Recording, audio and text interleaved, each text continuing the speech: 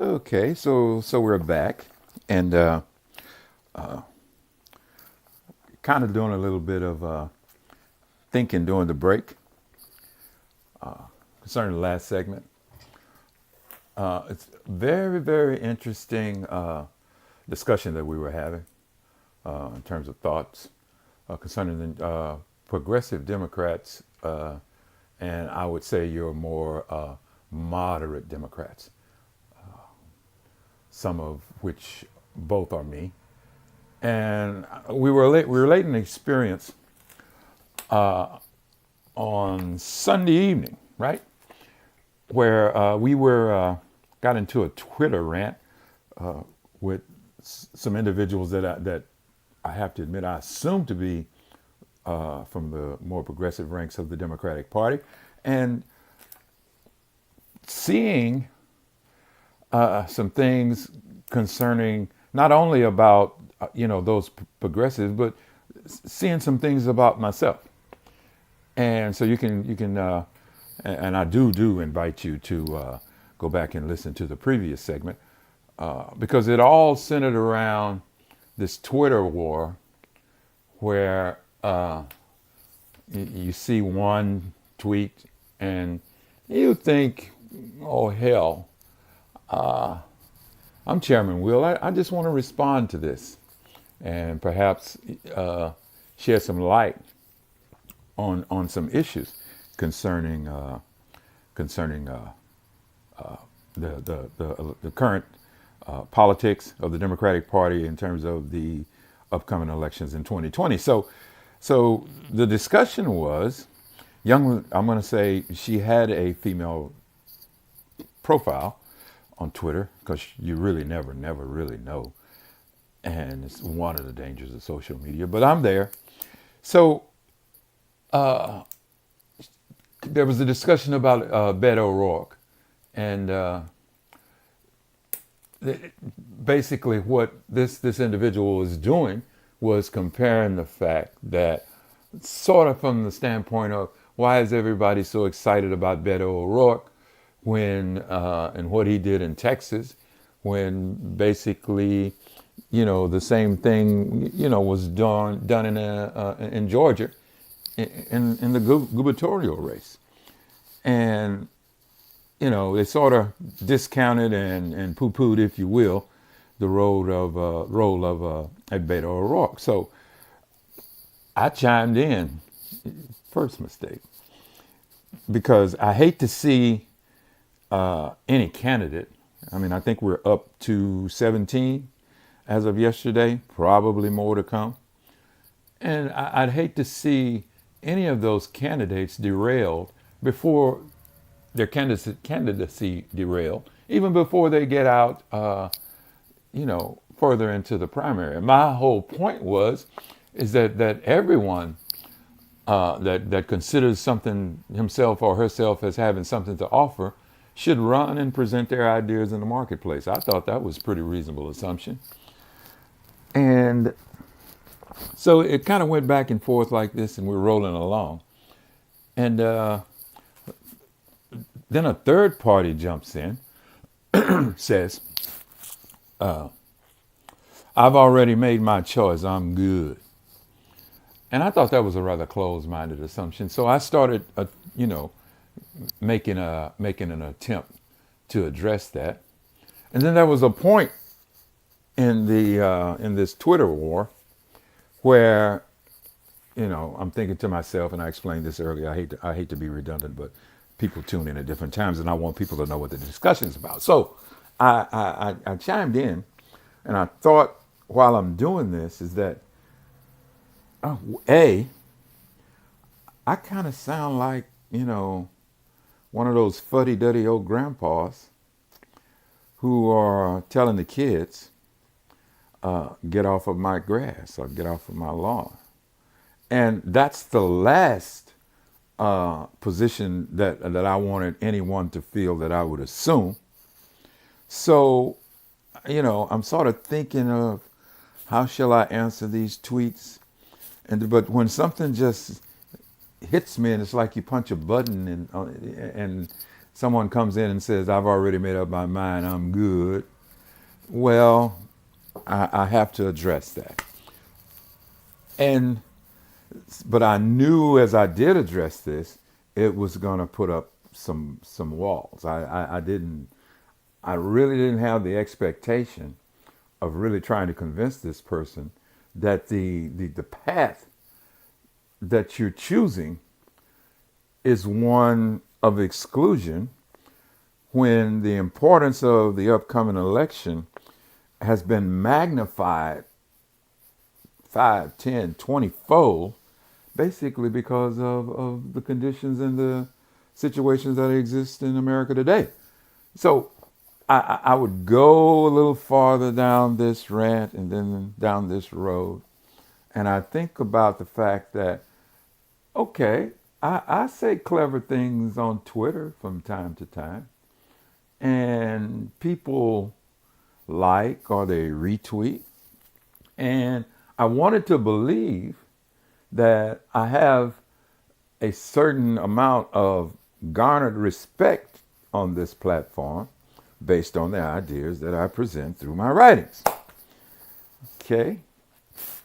And where are these people that let me hang out here and be portrayed as this fuddy-duddy old grandpa? None of which I am. I have grandkids. I have 2 grandsons. And my grandpa name is not grandpa, it's Paw Dad. I thought it gave a different feel for grandfatherhood. In other words, I'm approachable, I'm reachable, you can come and talk to me. So I don't portray myself as that at all. And wasn't getting any help with our individuals. So I'm trying to basically share. And in essence, that's all this podcast is really about, is sharing, because I feel that there are a lot of people in this country who are much like the people that I was conversing with on Twitter. So I'm trying to correct that situation, and I'm trying to add some balance to the conversation. But every now and then, I drop a snark bomb, and that's my fault, my bad. I'm sorry. But from this, I realized, even as this rant was going on back and forth, that this is one of the main elements that could cause the Democrats to lose in 2020 and reelect our current presidents for another 4 years. I see so succinctly how this could happen, because one side is really interested in implementing some new thought, introducing some new ideas into the democratic marketplace. And I'm all for that. But it just appeared like I wasn't really down with what they were talking about, because they obviously they're not my followers. I don't know how they got to the tweet. I don't know anything. But all of a sudden, these people are in my face, and not bad, because I love intellectual discussion, to where we can present our ideas and put them out there in the marketplace and let them breathe. I'm all for that. But there was something different about this. There was something that severed in terms of ideas between the progressives that I was communicating with and the political philosophy that I possess. And I just felt this wall. And it shocked me, because, I always considered myself to be hip. I have sons, and, when I heard one of my son's friends say, oh, to my son, told him, "Oh, your dad's really woke," and I took that as a badge of honor. I wore that, but I couldn't understand why I'm unable to reach, from a political standpoint, those individuals that were going back and forth on Twitter, because I fail to understand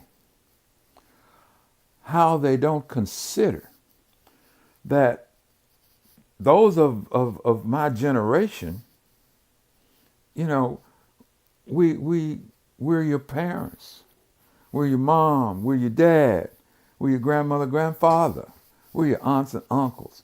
We're people who watch you grow and develop. So how? I'll say that again. How could there be such a disconnect between what we're thinking, what you learned as we both grew as parents and children, to where we are today? I'll just give you an example. I, you know, I've heard $15 hour minimum wage. I've actually heard that. Some companies are actually doing it. And so I don't really, really object to it, because in different industries, labor costs make up a different percentage of a company's expenditures as you travel between individual jobs. Example, you know, say restaurant, fast food, their particular compensation scale, based on the qualifications of the individuals that they hire, are much different from, say, a manufacturing environment. So I get that. I understand that. Now, if you asked me, if you woke me up at 3 o'clock in the morning, where you'll get my most candid answer is, Chairman, would you be willing to pay an extra, I'll arbitrarily use $1 for a hamburger in order to achieve the goal of having a minimum wage of $15 an hour to those who are serving me, to those who are preparing my food? And I thought about that. And so I analyze it. I say to myself, not bad. Maybe I'd be willing to do that, because that would increase the living standards of those. And then they go out into marketplace and purchase goods and services. And that's pretty much, the world as it should be, or America as it should be, as it turns. Now, but when you say $20 an hour, I'm going, no, no. So I have segments of the progression, segments of belief in the progressive ideas of the Democratic Party, but it's segmented. In other words, I'm not all in on some of the ideas, but that doesn't make me your enemy. We tend to treat disagreements, differences in policy, programs, and ideas as war, when it's really not war. It's just a different way of thinking about things. But for a guy like me, I think if you really want to implement those ideas in the marketplace, I'm going to ask you, what do you need to do to achieve it? What are the costs involved? And this is just an example of increasing the minimum wage to $20 an hour. Or any idea. What are the costs involved, cost benefits, risk analysis of, say, for example, having free tuition for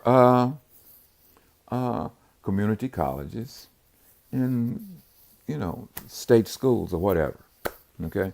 Just an idea. And I would want to be, I would want you to illustrate how you're going to make that happen. And I love policy goals, but if you just state a goal of $20 an hour as a minimum wage, I want to assume that you've crunched the numbers to know that instead of paying maybe that extra dollar to achieve the $15 an hour minimum wage, now you're talking about, $2.50 increase on a hamburger, and those real Yankee dollars. So that's what I want to know. But what I see happening is when I ask that question, it's like I dare you to ask me that. You don't believe in what I'm saying. And okay, so my natural reaction is to come back and say, no, no, no, no, no. It's not that I don't believe, but it's just that I want to be convinced that it'll all work out. I don't want to go down a path and then find out that my original premise was so wrong until I had no possibility, no probability of achieving my goal. And we talked a little bit about that's the way I speak when I'm trying to, I guess I'd say, be rational, is basically what my intent is. Don't always achieve it, is to hold your hand and we walk down this path. We have a conversation, and at some point during that conversation, we develop some trust that the ideas that you are presenting are sound and they can add value. But what I'm seeing is what I think is too much video games, maybe. Like, video games are like, okay, we're going to go in, and one of our soldiers have been captured. And we do realize that the people who are holding him are only following orders. Okay? But the real bad guy is the prime minister or whoever, whatever. He's ruling with an iron fist. Bear with me. So instead of saying, okay, SEAL Team 19, we're going to send them in with a covert action, and our goal is just to rescue our hostage. No, no, no, no. Video games now says we're going to go in, we're going to blow all the freaking doors off the place. And once that diversion is created, we're going to bring in flash bombs. And by that time, we've created enough havoc for a team of 20 to go in, kill everybody, and rescue the hostage. Simple. So I think our dialect has gone from, let's go get our boy, to let's blow the doors off. So every argument, every skirmish is meant to deep six the other side. Whereas my contention is to bring you closer to an idea or walk further to that idea from my end. That's my goal. I don't blow your doors off. You need your doors. So, but I could tell the way this was going, this little conversation that we were having over Twitter would not land. In other words, we got the passengers in the plane, all the luggage is on board. Pilots have went through their checklist. We're cleared for takeoff. We're in the air, but we could never land it. I just had that feeling. Then something strange happened. And I'll relate, kind of do a rewind on this one. And this is what I don't understand. So I'm still at a mystery as to how the hell this happened. So I had the original person who tweeted, who comes back and says, I've already made up my mind, I'm good in terms of who she or is voting for in 2020. Then the other person from the Northeast who is telling me about the 40% of the Democratic base is people of color, and that we are kingmakers. And then somebody else who basically retweeted or copied and pasted, I've already made up my mind, I'm good. And meanwhile, back at the ranch, Chairman Will is tweeting, and nobody with any other ideas are coming into the marketplace. It's almost like you could feel people sitting back and reading this kind of like for grins and giggles and having fun with it. I could see that. So once I realized this, and then the last lady came in with the fact that the original discussion was about Beto O'Rourke and how hard, and I was trying to explain to them how hard he campaigns. And that person comes back with a tweet that said, they all campaign hard. And I said, no. I said, there are 254 counties in the state of Texas. And Beto was running against Ted Cruz, a one-term senator, Republican in a red state. And Ted Cruz comes out and says he has the support of 99 sheriffs in the state of Texas. And we had to provide him with a release. So it wasn't really a fact check, but if there are 254 counties in the state of Texas and you have the support of 99 of those sheriffs, maybe you didn't know that every county has a sheriff. Maybe you weren't aware, as a man who's been senator for 6 years, that there are 254 counties in the state of Texas. So what I was trying to show this young lady, explain that to her, was that Beto O'Rourke campaign appeared at least once in all 54 counties. Now that's campaigning hard, really, really hard. So while she and I are in this little Twitter rant, this other person from the Northeast is replying to some previous tweets, right? He's telling me I'm a black man, boom, boom, boom, boom. And so I said, okay. I sent a little tweet about 254 counties to the lady who said, they all campaign hard. So I said, okay, now I'll go back down and I'll address this gentleman from the Northeast. And something so strange happened that every tweet that I tried, that came across, that was posted while I was dealing with this lady who says they all campaign hard. Then every now and then I'd get the other tweet that says, I've already made up my mind, I'm good. And so so I said, okay, I'll get back to this gentleman in the Northeast now, because he's saying some things that really, really kind of, he's getting kind of, I'm going to say mean. I'll just say that. So every one of those tweets that I tried to answer had been deleted. And it just left, I tried 2, 3 of them,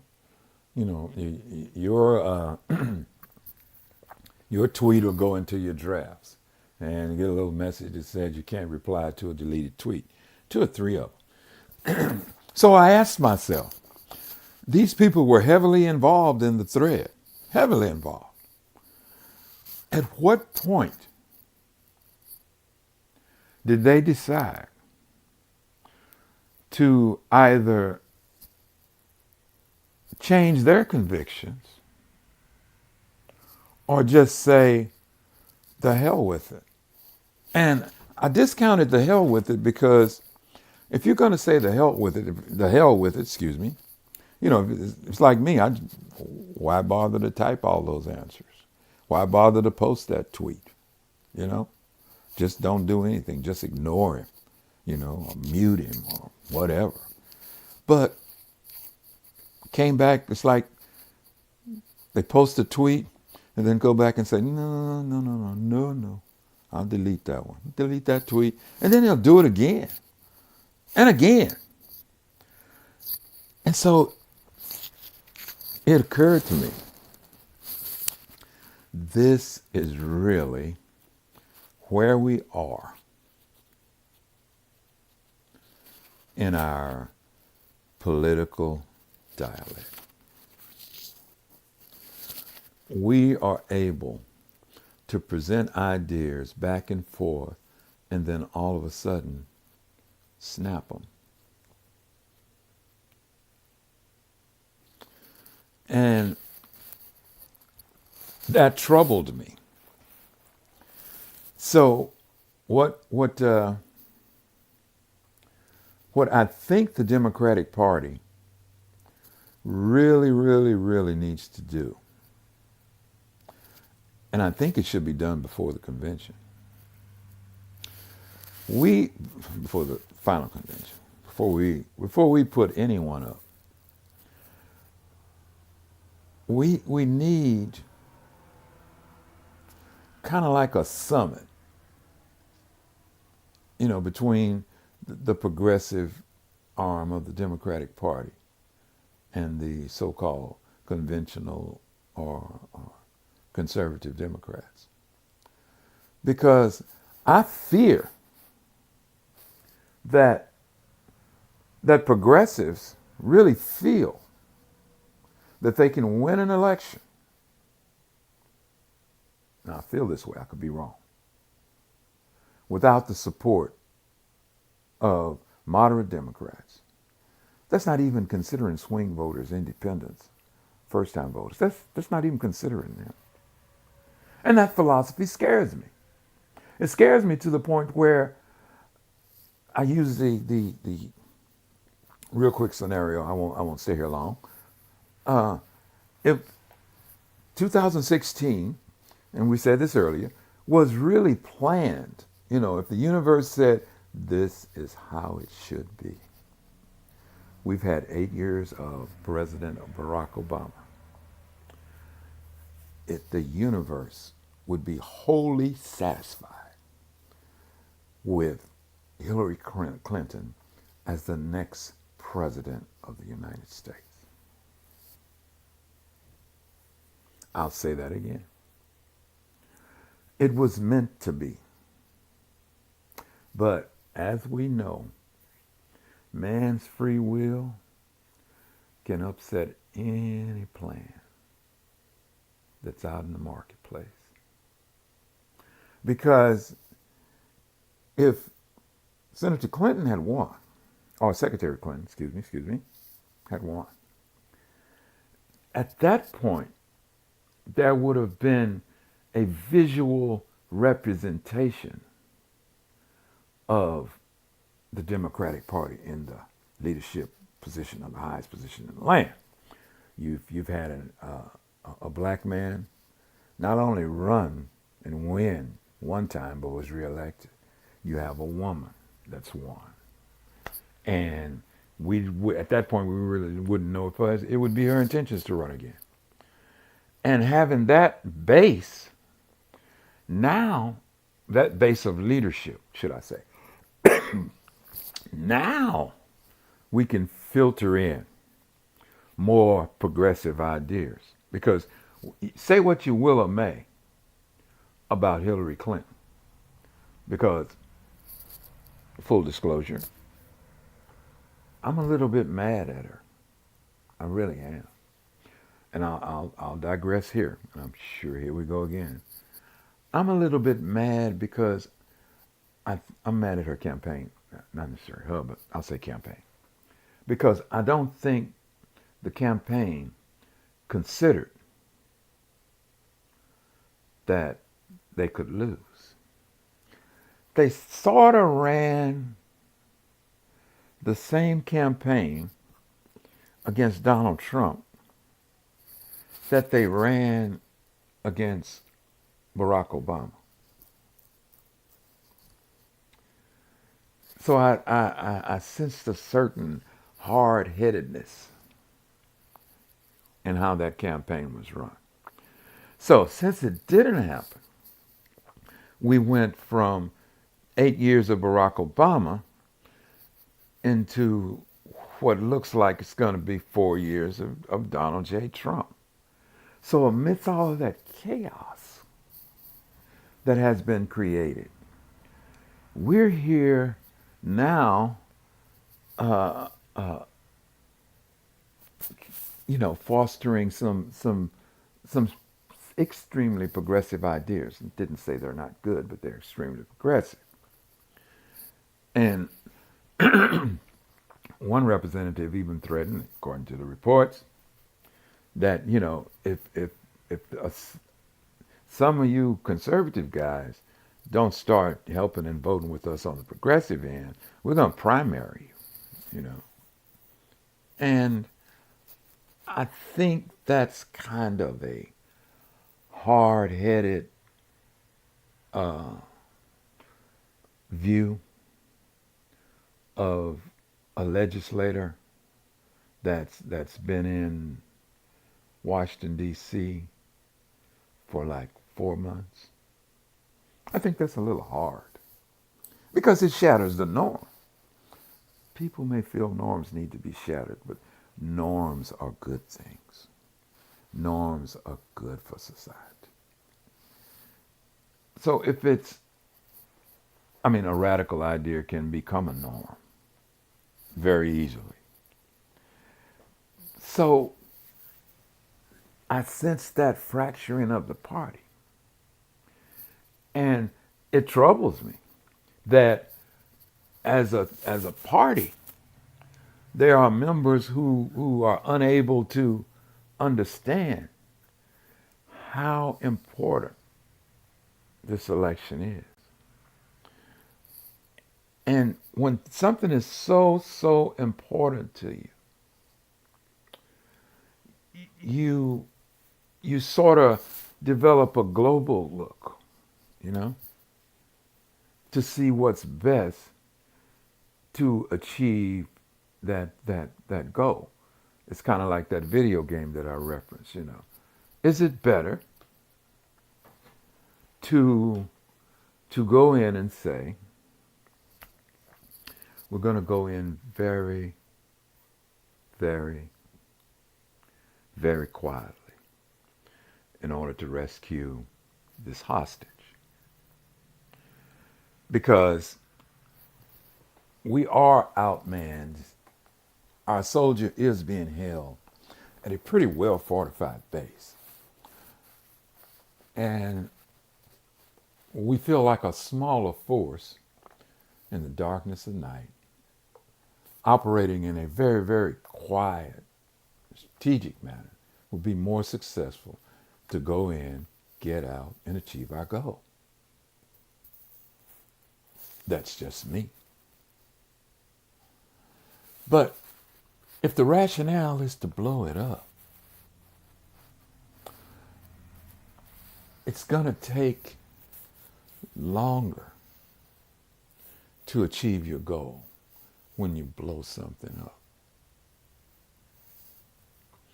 Because you will experience headwinds. Because some will be resistant to your change. And if, for God's sakes, your luck doesn't reflect the nature of the times, it's a possibility. It's a strong possibility that you could fail. And we are at the point in American history that I don't think we have an abundance of choices or an abundance of opportunities, shall I say, that we can go at this and fail, go at this and fail. We're going to slowly get down to where you got one shot, you know? And it's got to be a buzzer beater. Because if you miss the shot, it'll roll off the rim and you lose the game. I don't see us having that patience and sharing ideas with each other. So here's what I'm going to do. I'll make a commitment. From the standpoint of the show, the podcast, and I mean, it's very, not a huge gesture, but once we achieve 10 cents above expenditures, I think what this show should do is to bring in, say, an employee from that progressive wing, so they can bring their ideas into the marketplace. That's the way I like ideas. They enter into the marketplace at some point. But as they're screaming outside the fence, a lot of times it can be viewed as anarchy. I don't view the progressive wing as anarchists. I do, however, and I will have to fall back on my responsibilities as a father, brother, husband, friend, any title that any individual could have. I do have a responsibility to the greater world. Now, you may not like what I say. That's fine. We enjoy the fact that you listen to the show, because it's very important, because I think podcasting is one of the greatest forms of media that was really ever invented. But if we are to survive as Democrats in this 2020 election, you have to understand history. What we're doing now is basically the same thing that we did in 2016 with Bernie Sanders and Hillary Clinton. We've gotten so far into the difference of the progressive and the conservative wing of the Democratic Party, until if the conservative wing wins, the progressive wing won't vote for him. If the progressive wing wins, the conservative media will stay at home. It's crazy. It was a bit different when the then Senator Clinton ran against Barack Obama. It was a tough primary. When you come up against the Clinton political machine, you have something to reckon with. It is just awesome back then. The county convention, the state conventions were rough and tumble, just bare knuckles.